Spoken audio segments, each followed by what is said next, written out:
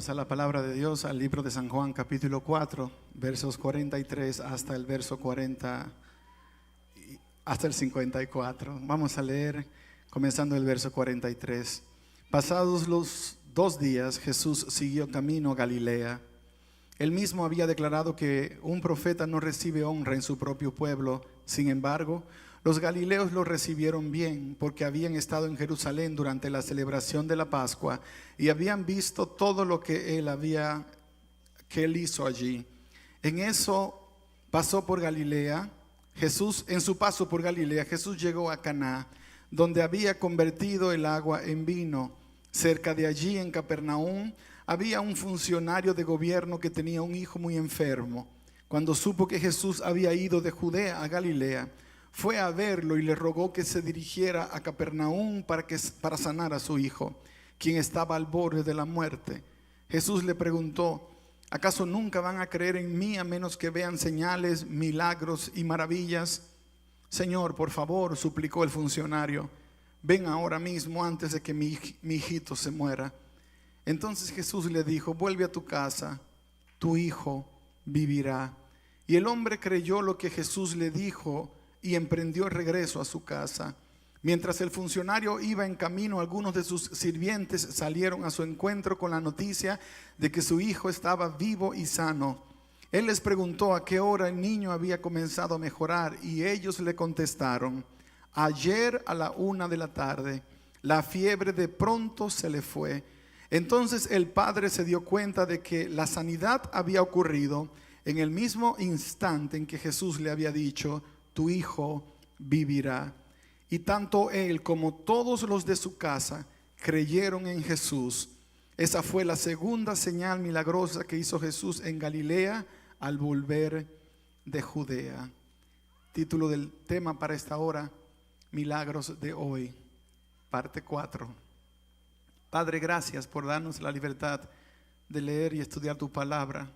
Queremos que nos guíes a través de ella, como siempre es tu anhelo y tu deseo hacerlo. Te lo pedimos en el nombre de Jesús. Amén, Señor.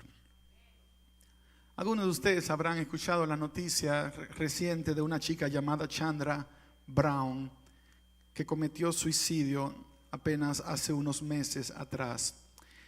Tyrell es un amigo de Chandra que está siendo enjuiciado en este momento, acusado de asesinato, porque él la asistió durante el suicidio. El mejor amigo de Chandra la llevó al lugar donde compraron la soga para que se ahorcara. Le hizo el lazo suficientemente fuerte para que no se fuera a quebrar. Y encima de eso la grabó durante todo el proceso mientras ella se quitaba la vida. La pregunta que yo me hice es: ¿y dónde estaban los padres de Chandra? Y tú dirás: bueno, a lo mejor ni cuenta se dieron. A lo mejor simplemente ellos no notaron que algo estaba cambiando en la vida de su hija. La historia bíblica que vamos a mirar en esta hora tiene que ver con un padre que está dispuesto a hacer cualquier cosa para salvar a su hijito. Pero la pregunta es: ¿dónde están los padres que están perdiendo a sus hijos hoy día y no están haciendo nada al respecto? ¿Dónde estamos nosotros hoy cuando nuestros hijos están viendo cosas que no deben ver, haciendo cosas que no deben hacer, nutriéndose de cosas que no deberían nutrirse? Pero no solamente quienes tenemos hijos, aquellos que estamos viendo a jóvenes aún dentro de nuestra iglesia que a lo mejor no son nuestros hijos, y los estás viendo haciendo cosas que tarde o temprano les costará no solamente una vida plena acá, sino posiblemente su salvación. ¿Qué es lo que estamos haciendo cuando decimos: pero es que ya yo crié a mis hijos, así que no tengo que preocuparme por más porque mis hijos están criados? El que piensa de esa manera será que algún día le dará cuenta a Dios cuando Dios le pregunte: ¿y por qué no hiciste nada para salvar al hijo del hermano que viste que estaba yendo por un precipicio? ¿Por qué te quedaste callado? Si yo hiciera la pregunta en esta hora: ¿cuántos de ustedes estarían dispuestos a hacer cualquier cosa por sus hijos? ¿Cuántos de ustedes estarían dispuestos a hacer cualquier cosa por la salvación de un joven Cuando tú miras a un joven en la iglesia, que estamos en la iglesia, pero él está testeando, él está hablando con la novia o con el novio, y tú te haces de la vida gruesa y la vista gruesa y dices, a mí no me importa, no es mi hijo, es hijo del pastor o es hijo del hermano fulano, es hijo del anciano. ¿Dónde estás tú cuando miras esa triste realidad pasar en la vida de un chico, de una chica, cuya única posibilidad de cambiar su vida es la palabra que Dios le está dando en el momento? Cuando viste a ese hijo del vecino que estaba en drogas y dijiste, pobrecita la vecina, mira el hijo cómo anda en drogas, pero yo no voy a decir nada porque eso no es mi problema. Sí es tu problema, sí es tu responsabilidad, porque Dios te llamó a ser guarda de tu hermano. No puedes ir por la vida haciéndote de la vista gorda. Lo que estamos dispuestos a hacer por los nuestros, también tenemos que estar dispuestos a hacerlo por los hijos de los demás. Hace unos años yo estaba de evangelista en la zona de California. Estábamos predicando en un pueblo llamado Pixley, cerca de Fresno. Quienes están familiarizados con esa zona, Pixley es una zona literalmente que no parece Estados Unidos. Si tú vas a Pixley, tú crees que estás en uno de los peores barrios de República Dominicana o de México o de Guatemala o de Honduras. Una zona totalmente vetada para la gente común. De hecho, pusimos una carpa para hacer una campaña en ese lugar, y de noche venían los dueños de los puntos de drogas y se paraban en sus autos frente a la tienda a mirar con mirada intimidante, como diciendo, más le vale que se vayan. Y cada noche tú estabas predicando y un auto se paraba y tú sabías lo que estaba pasando, pero tenías que seguir predicando porque Dios te había mandado a predicar. En ese lugar gente comenzó a convertirse, pero fue una guerra espiritual en todo sentido. El invierno nos atrapó y estábamos en una tienda al aire libre en invierno, donde la temperatura llegó a bajar a grados insoportables en esa época, a finales de noviembre, principios de diciembre. Y recuerdo que uno de mis hijos, Rey, que tiene una situación interesante con el asma, que gracias a Dios se le ha controlado. Y lo bueno es que a medida que va creciendo, antes hablaba muchísimo en la iglesia, ya no habla tanto. Ahora él presta más atención y es parte del desarrollo y el crecimiento de un adolescente. A Rey le dio un ataque de asma y yo tuve que correr para el hospital. Terminé de predicar y tuve que irme para emergencias. Y me acuerdo que eran las 12 de la noche, 1 de la mañana, 2 de la mañana. Los muchachos del equipo se quedaron con Richard Javier y con Gabriel en el hotel. 3 de la mañana, 4, 5, 6, 7. Ahí estaba el muchacho en tratamiento. 9, 10, 11 de la mañana salimos del hospital y yo tuve que llevarlo al hotel. Y de allí derechito tenía que ir a hacer las visitas que me correspondían por la campaña sin haber podido descansar. Tenía que volver en la noche a predicar. Y no fue la única vez, pasó 2 veces. Y tú te preguntas, ¿por qué tengo que hacer una cosa como esta? ¿Por qué no dejar que el muchacho se lo lleve quien lo trajo? Bueno, quien lo trajo fuiste tú, así que tienes que llevarlo, es mi responsabilidad, decía, es mi hijo. Tengo que hacerlo, por tus hijos tú haces cualquier cosa. Y a veces esa es la parte que a veces nosotros no queremos comprender, que mis hijos no solamente son los que están bajo mi casa, bajo mi techo, que también son los tuyos. Que cuando yo miro a un joven en esta iglesia estoy viendo a un hijo mío. Que cuando miras a una niña en esta iglesia es tu niña. No te goces cuando le va mal a un niño. No sientas emoción porque el hijo de alguien fracasó y dice, qué bueno que el hijo de este le fue tan mal para que deje de estar tan creído. Porque lo estás haciendo de tu propio hijo y Dios te pedirá cuenta por eso. Cuando Jesús tuvo que lidiar con la situación de el pueblo en los tiempos cuando Él vino por acá, era compleja porque de un lado los extremistas, del otro lado los que no tenían ninguna relación con Dios, y posiblemente el hombre que aparece en la historia es uno que no tenía ninguna relación con Dios, ninguna relación con el Dios que Jesús realmente vino a dar a conocer al mundo, que por supuesto era Él mismo.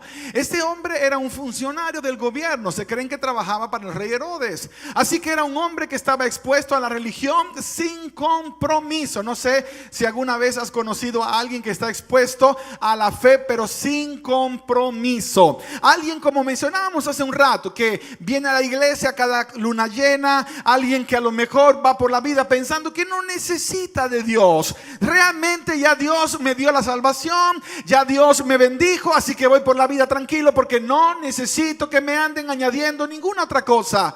Todo está bien. La vida va a seguir su curso, vaya o no vaya, y hasta cierto punto tienen razón. El punto llega que cuando viene la gran crisis, que siempre llegará, cuando viene la tormenta, que en algún momento llegará, cuando viene la tempestad, que en algún momento se acercará, es el momento cuando te harás la pregunta: ¿y quién podrá ayudarme? En el momento cuando más lo necesites, te darás cuenta cuán impotente tú eres ante la situación que estás enfrentando. Por favor, dímelo a mí. Recuerdo cuando a Richard Javier le salió algo encima de su ojo, parecía una verruga, él se la quitó, le salió más grande, y cuando fui a una cita médica con él, el médico me dijo: hay posibilidades de que sea cáncer. Y cuando tú tienes un chico, en aquel entonces él tenía unos 13 años, y que el médico te esté diciendo que es posible que sea cáncer, en tu corazón todo se destroza por un momento. Y tú tienes una de dos opciones: o crees a lo que el médico está dando como un diagnóstico posible, o tú le crees a lo que Dios está declarando sobre la vida de uno de sus hijos. Entonces, cuando tú tienes esa batalla espiritual, es cuando realmente te das cuenta si andas con Dios o no andas con Dios. Es cuando te das cuenta si tienes el favor de Dios o no lo tienes, porque no depende de Dios, Él te lo dio, depende de ti, depende de lo que tú quieres hacer, de lo que deseas entregarle. Fuimos a cirugía, pero Dios me mostró que todo iba a estar bien. ¿Sabes por qué? Porque no teníamos un seguro médico, y a la campaña a la que estaba asistiendo, asistió un médico, un cirujano de México, que había conocido por unos videos que alguien le regaló del ministerio nuestro, y tuve la oportunidad de contactar con él y le dije: mira, ¿será que me puedes dar alguna recomendación? Me dijo: bueno, si estuvieras en México yo lo puedo operar, pero conozco a un médico acá que es mi amigo, y me mandó. ¿Y sabes cuánto me cobró el médico? Nada, operó completamente gratis. Cuando él me dijo: no te voy a cobrar, yo dije: está hecho, Dios ha confirmado el milagro en la vida de mi hijo. No tengo que esperar a ver, cuando lo opere, cuando saque la raíz, cuando le hagan la biopsia, entonces voy a decidir si creo o no. Y ese es el problema que a veces enfrentamos, que somos creyentes condicionales. Creemos en Dios con condiciones. ¿Sabes qué? El oficial de gobierno hizo su tarea antes de ir con Jesús. Él no fue a donde Jesús diciendo: oh Señor, quiero que vengas para que sanes a mi hijo, porque hay probabilidades de que seas un profeta de Dios, de que Dios te haya mandado. No se acercó por casualidad. Tenía una experiencia con Dios, conocía que Jesús lo podía sanar. Pero ¿cómo lo conocía, pastor? Hace un rato usted dijo que a lo mejor no tenía ningún compromiso, porque precisamente en esas posiciones de gobierno no había un compromiso con Dios necesariamente. Pero dice la Biblia que la gente en Galilea tenía una idea de lo que Jesús era, porque fueron a Jerusalén, y en Jerusalén vieron los milagros que Jesús hizo. Y llegaron a Galilea y comenzaron a contar el chisme santo de lo que Jesús podía hacer. ¿Sabes qué es lo que hace que una comunidad sea transformada? Cuando alguien que tiene un encuentro con Dios vuelve a su comunidad y comienza a contar de las cosas que Dios ha hecho en su propia vida y en su iglesia también. ¿Sabes qué es lo que transforma la vida de un hogar? Cuando alguien se atreve a contar las cosas que Dios ha hecho en su propia vida. Pero si no tengo nada que contar, si Dios no ha hecho nada en mi vida, entonces ¿qué voy a contar? Si Dios no se ha manifestado en mí, ¿qué tengo que hablar acerca de Dios? Y ahí viene entonces el punto más neurálgico de todo esto. ¿Cómo hará Dios cosas en tu vida si no tienes una relación con Dios? ¿Cómo va a manifestar Dios su poder en mi vida si ni siquiera tengo tiempo para Dios? ¿Cómo voy a ver la gloria de Dios si mi relación con Dios es una relación condicional? Está condicionada a que me des plata para la renta, está condicionada a que me des comida para la casa, está condicionada a que tenga trabajo, está condicionada a que la gente me venere. Esa no es una relación con Dios. Esa no es una relación real. La palabra dice que hay un elemento indispensable para que Dios manifieste su poder en tu vida: la fe. Sin fe, Hebreos 11:6, es imposible agradar a Dios. Entonces, si yo quiero que Dios se manifieste, debo confiar en Dios. Para confiar en Dios, debo conocer a Dios. Para conocer a Dios, tengo que pasar tiempo con Dios. No solamente que paso en mi casa leyendo la palabra, sino el tiempo que le dedico cuando vengo a la casa de Él para alabar su nombre. Porque la Biblia es la que dice que nadie deje de congregarse, como algunos tienen por costumbre. No dejes de congregarte. El mall no es más importante que venir a adorar a Dios. El trabajo no es más importante que venir a adorar a Dios. El salir con tus amigos no es más importante que venir a adorar a Dios. El pasar un tiempo extra de descanso en tu cama no es más importante que venir a adorar a Dios. Cuando vienes a adorar y Dios manifiesta su gloria en este lugar, eso no lo puedes disfrutar por internet. Con perdón de los que están conectados por internet, ustedes gozan el programa, pero los que estamos aquí lo gozamos mucho más, porque aquí gozamos de la presencia del Dios Todopoderoso. Eso no se vende por televisión. No se vende por televisión. ¿Sabes que estaba haciendo un análisis de los detalles de la historia? Y mi esposa estaba durmiendo. Mi esposa tiene un don y yo la bendigo por eso. Y es que ella se duerme así. No sé si usted conoce a alguien que usted está hablando con ella y de repente se fue. ¿Conoce a alguien así?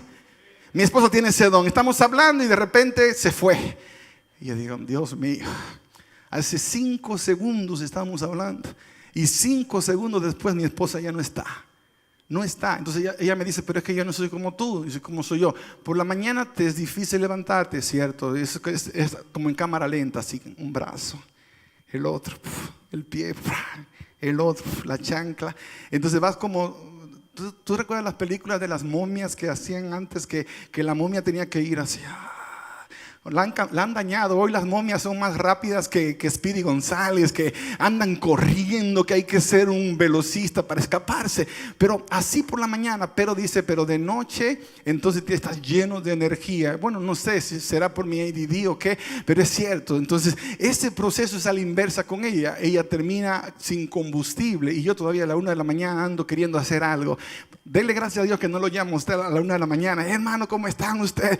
Mire qué cosa. Algunos les he mandado texto así como a las 3 de la mañana. Hermano, no es porque simple, es que estoy lleno de energía a esa hora y tengo que aprovechar haciendo algo bueno, ¿cierto? Bueno, hay muchas cosas buenas que Dios te permite hacer. Pero el punto de todo esto, a lo que los quiero llevar a ustedes poco a poco, es la historia de este caballero, de este personaje que aparece acá en la historia bíblica como tal. Es el de un individuo que a lo mejor podríamos usar nosotros de modelo para definir o descifrar un poco el modelo de nuestra familia, de nuestra casa, de lo que es importante para nosotros, de lo que es vital, de lo que realmente vas a llevar contigo, de lo que vas a llevar contigo. Toda relación, toda conexión con Dios tiene que demandar un esfuerzo de ambos. Yo tengo que esforzarme para tener también tiempo para mi familia. Tengo que hacer un esfuerzo para pasar tiempo con mi esposa. Y cuando hablamos aún de esas cosas, mientras le hablaba acerca de la Biblia, que finalmente me quedé hablando solo porque cerrándole la historia se durmió. Entonces, mientras yo estaba meditando en lo que pasó con el personaje, decía, wow, aquí pasó algo raro. Porque cuando él le dijo al Señor, Señor, sana a mi hijo, el Señor le dice, pero ¿hasta cuándo ustedes necesitan ver milagros para creer? ¿Hasta cuándo? Y Jesús estaba medio caliente ese día, tenía las orejas calientes, pero con el amor que siempre los trataba. Y el hombre entonces lo miró, porque a lo mejor al principio cuando llegó, como era un jefecito, usted sabe, los jefecitos a veces llegan y te dan las órdenes y tú tienes que hacer caso porque el jefe habló, pues tengo que obedecer. En este caso, el hombre que era un alto funcionario pensó que le podía decir a Jesús, mira, mi hijo está allí, por favor sánamelo. La actitud de tu rostro dice mucho cuando hablas. Tienes que tratar de mirarte en el espejo para que veas cómo dices las cosas, la manera como nos comunicamos. Lo he dicho anteriormente, no arregle pleitos con su mujer por textos.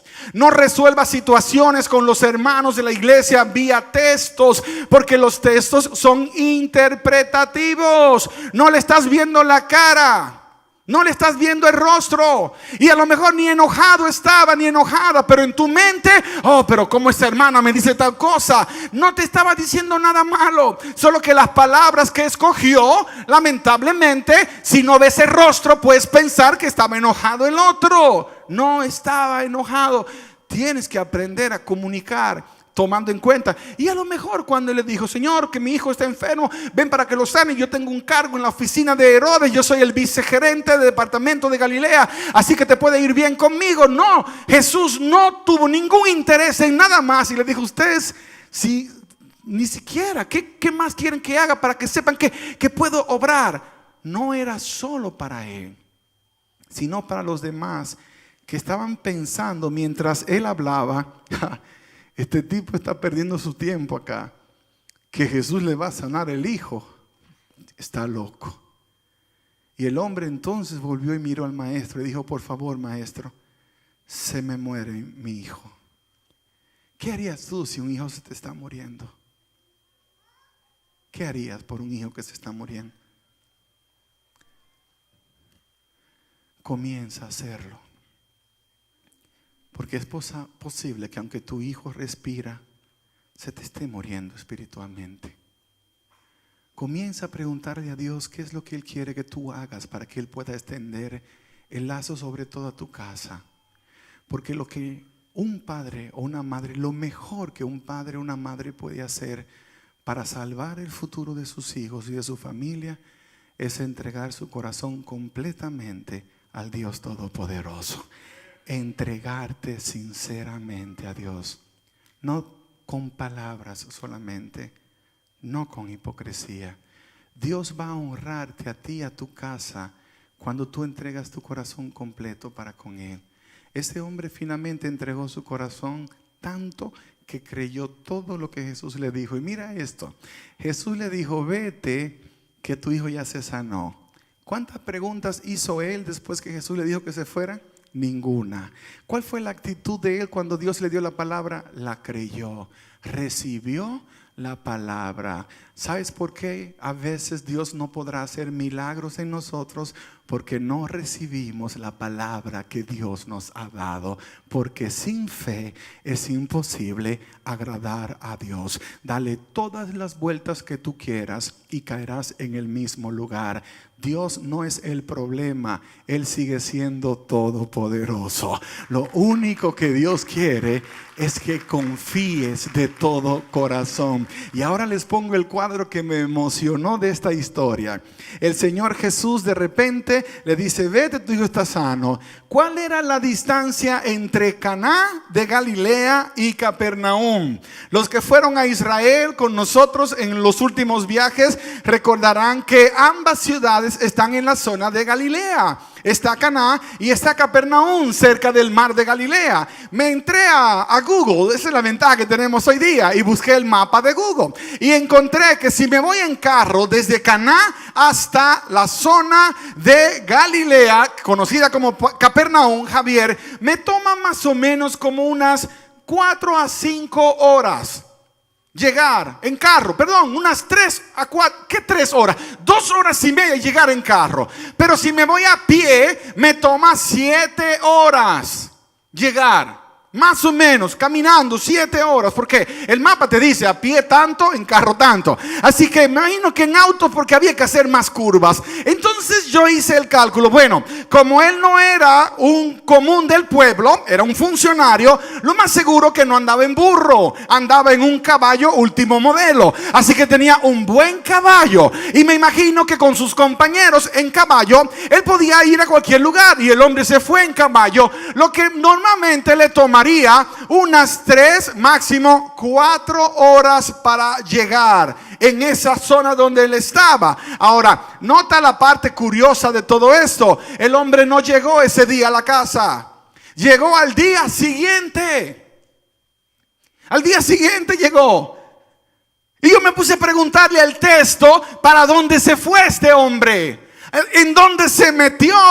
Porque Jesús, cuando le dijo al hombre que su hijo se había sanado, el mismo texto te responde: era como la 1 de la tarde. Si se hubiese ido ese mismo día a la 1, llega a la casa a las 5 de la tarde ese día. Pero no fue así. El hombre llegó al día siguiente y los siervos vienen al encuentro. Y él le pregunta, le dicen: Señor, se sanó el muchacho, se sanó, está bien. Wow, qué maravilloso. Ella lo sabía, por supuesto, porque él le creyó a Dios. Ninguna emoción extraordinaria. Y dice: ¿cómo a qué hora más o menos? Ayer a la 1 de la tarde.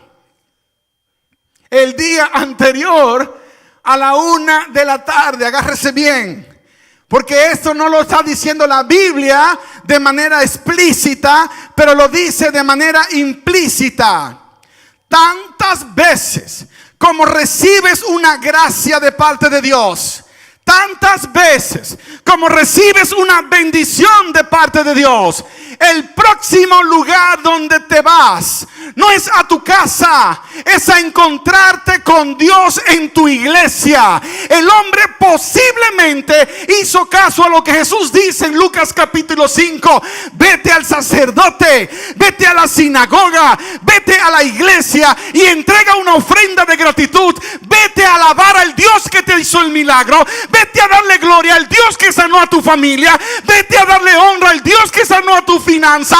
Dale gloria al que te dio el milagro. El hombre no se fue a la casa a celebrar, se fue a la iglesia a adorar. Porque cuando Dios es el primero, lo demás está bajo control. Cuando le das a Dios el lugar que le corresponde, cuando Dios ocupa el lugar más importante de tu vida, entonces vas a ver a Dios sanando tu matrimonio, a Dios sanando tus finanzas, a Dios sanando tu cuerpo, a Dios sanando tu trabajo, a Dios sanando todo lo que tiene que ver con tu vida.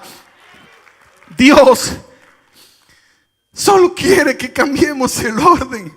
Pero pastor, la Biblia no dice exactamente que se fue. La Biblia sí lo dice. ¿Te acuerdas el leproso cuando Jesús lo sanó? Jesús le dijo: ve, sacerdote, y muéstrate. ¿Te acuerdas de los 10 leprosos que fueron sanados? Y dijo: ve y muéstrate al sacerdote. Cada caso. ¿Te acuerdas el paralítico de Betesda? Después que Jesús lo sanó, ¿dónde lo encontró después? En el templo, adorando, dando gracias a Dios. A veces venimos buscando el milagro de Dios, pero después que Dios nos da el milagro, le damos la espalda. A veces venimos buscando el favor de Dios y luego que Dios nos hace el favor, le volteamos la espalda. Y luego te preguntas por qué las cosas no quedaron como debieron quedar. Ayer en la tarde, cuando estudiaba un poco la Biblia y conocía a Eric me dijo: pastor, cuando llegué a la iglesia el sábado tenía 3 semanas con un dolor horrible en mi espalda. Pero ese día, después de la oración que hicieron por mí en este lugar, no he vuelto a sentir más el dolor. Dios hizo un milagro en mi vida. Ese chico contando su corazón conmigo en este lugar y recordó para mí algo que Dios me mostró hace unos años. Que la razón por la que Él no hace más milagros es porque no hay gente que quiere creer que Dios hace milagros. Que la razón por la que Dios no restaura más matrimonios es porque hay matrimonios que dejan de creer en ellos mismos y dejan de creer en Dios. Que la razón por la que tu vida está siendo tan complicada hoy día no es porque Dios te la complicó, es porque tú decidiste tomar el camino equivocado. Estaba predicando en la iglesia central del Distrito Federal en aquel entonces.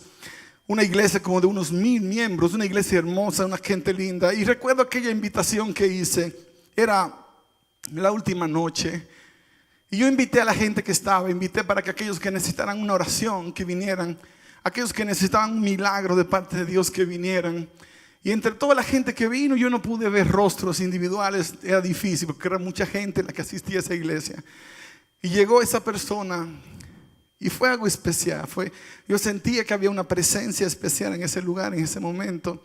Porque cuando tú invocas la presencia de Dios, cuando tú pides a Dios que venga a un lugar, Dios está deseoso de estar, mucho más deseoso que tú de estar.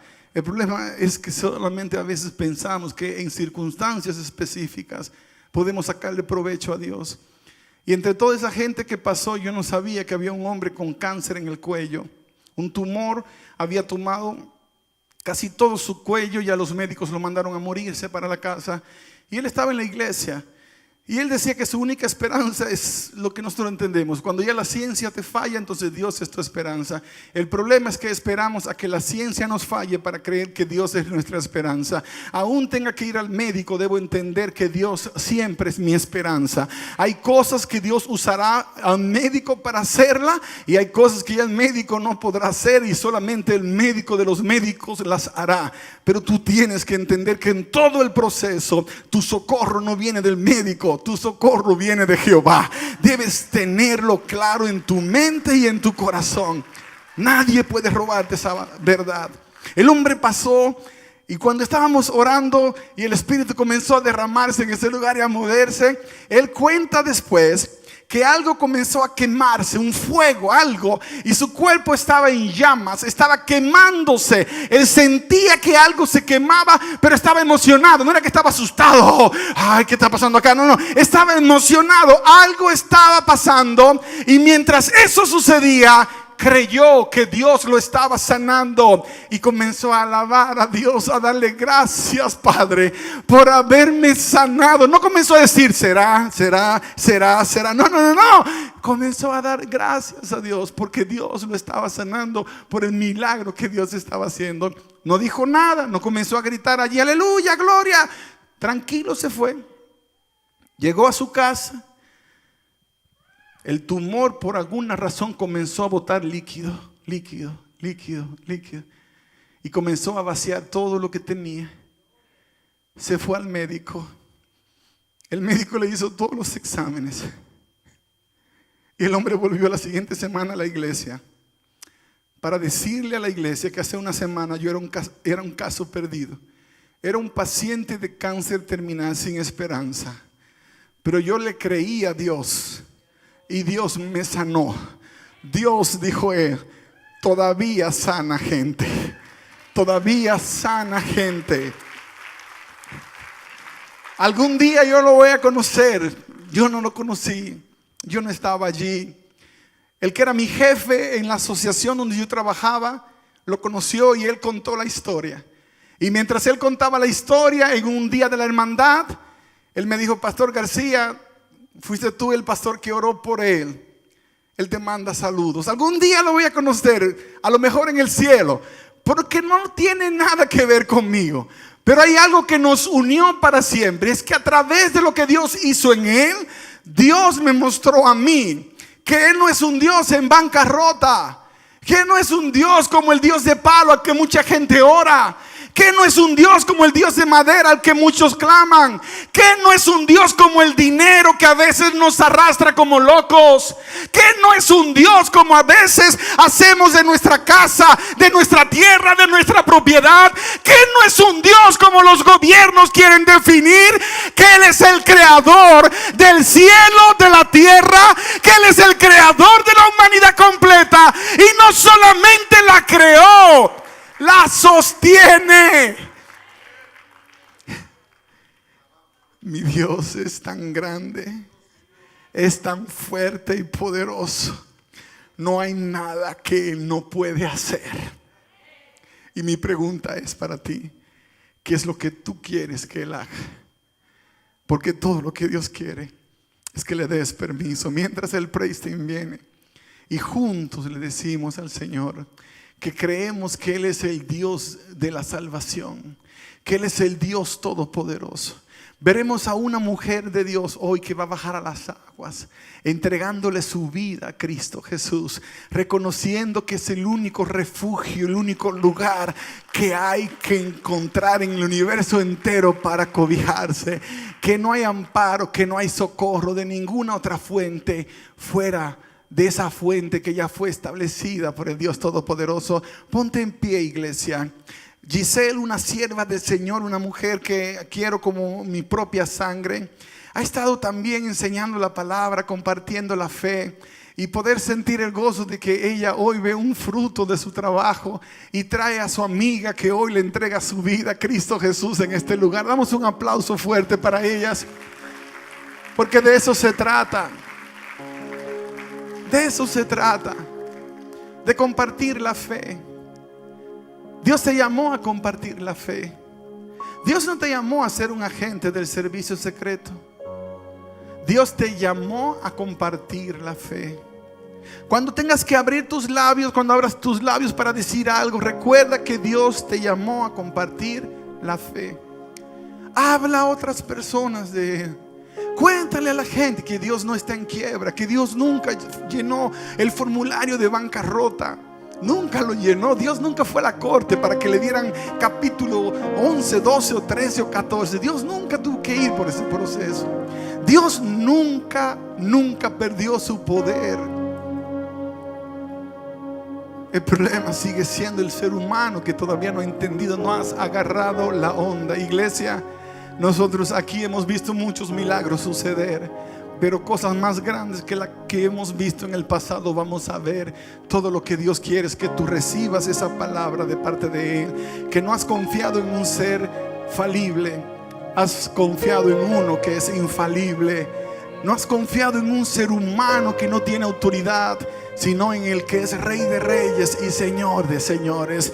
Que tu familia no ha sido edificada sobre la arena, sino que hoy te encuentras cimentado sobre la roca. Que lo que has perdido lo recuperarás con la ayuda del Dios Todopoderoso. Que Dios va a restaurar tu casa, porque Él es fiel. Tú has puesto tu corazón y te has humillado delante de Dios. Este siervo, este hombre de mucha influencia, humilló su corazón delante de Dios al ir a pedirle ayuda a Jesús de Nazaret. Humilló su corazón. Imagínate, el primer ministro del gobierno viene a pedirle ayuda a un maestro de Galilea, de hecho al carpintero de la ciudad. Humilló su corazón delante de Dios.